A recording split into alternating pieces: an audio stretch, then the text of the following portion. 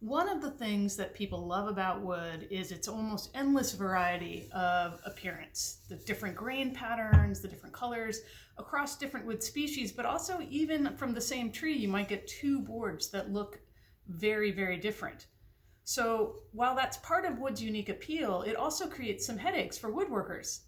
Because unlike metals like aluminum, steel, or plastic, anything man-made, wood really is an inconsistent and non-uniform material to work with. So we're going to get into what that means for woodworking on machines and hand tools and why it matters.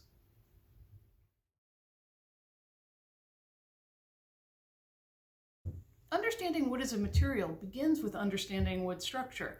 Now this can all be boiled down to a very, very simple way of looking at a piece of wood. When this was in the tree, it was growing in this direction. So the cellular structure that was bringing all the nutrients up and down the tree were running in this direction. All of the little open ends of those cells are on the end. So you can think of wood as a pack of straws, all packed together in this direction, the length's running this way, the open ends here.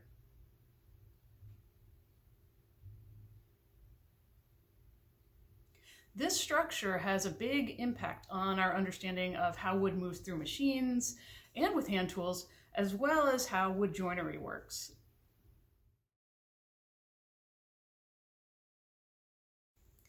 The next part of wood structure we really need to get into is grain direction.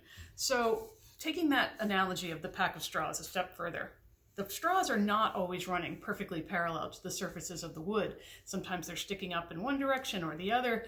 And that's an important characteristic also in machines, because as bits and blades make contact with that grain as it's sticking up, it can cause tear out and other problems.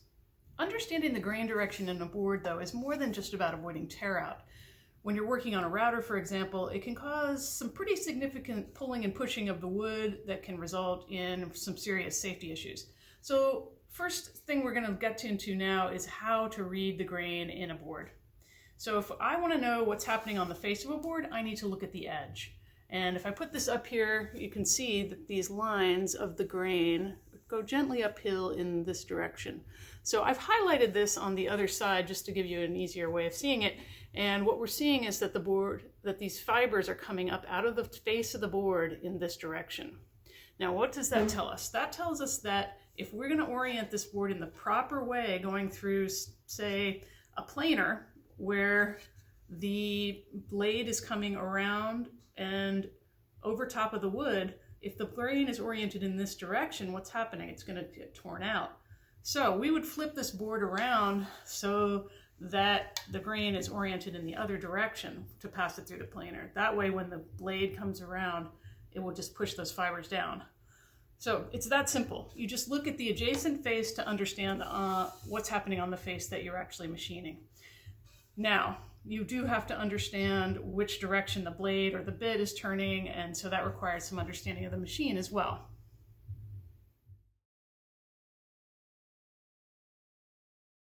The next property about wood we need to understand is moisture content. When this board was cut off a tree, it was mostly water, and it has to go through a drying process in order for it to be usable to us in woodworking. So during that drying process, though, the wood, because it's not a uniform material, can dry unevenly.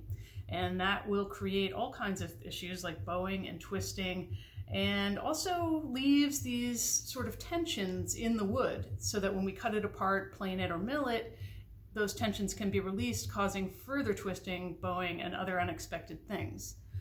That's one issue. Now, the other issue to understand is that on the inside of this piece of wood, it's a lot less dry, or somewhat less dry, than the outside of the wood. That's because the inside hasn't been exposed to air or heat in the same way. So when we cut into a piece, we're also exposing that less dry area, which can also release tensions. So this is important when you're working on machines, just to understand that the wood can move while you're working on it. And so even in milling, when we're trying to eliminate all of those uneven things in the wood, you can end up with boards that are twisted and bowed in the end.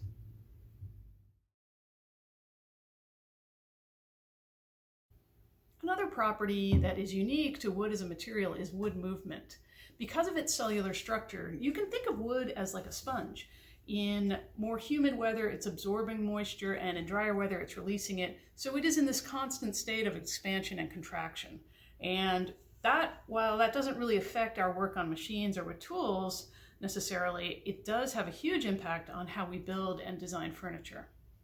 A key takeaway about wood movement is that it happens a lot more in one direction than another in a board, and that all depends on the grain orientation. So if you look at the end of the board and you can see the direction of the annual rings here, just know this, that wood movement happens a lot more in the direction of those rings than it does between them.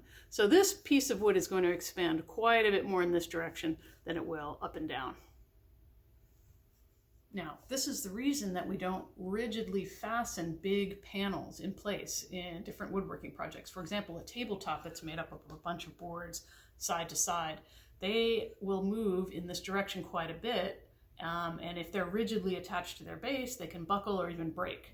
So that's one example. Another example is a frame and panel door. It's the same idea. We've joined a bunch of boards up in a panel. They're inside of a frame, and if there's not a little bit of movement in that frame, a little space left for the wood to move, they can actually break out of the frame.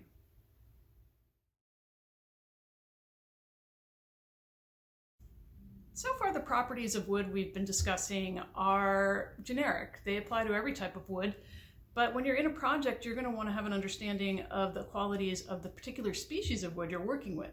So what is its hardness, its strength, and durability? So hardness is a measure of how much it resists denting and scratching and gives you an idea of how easy or hard it's going to be to put through different machines. Strength is a little different. It actually refers to the tensile and compressive strength of the wood, and that really depends on what you're making. So a chair versus a cutting board, for example, that could be a crucial choice.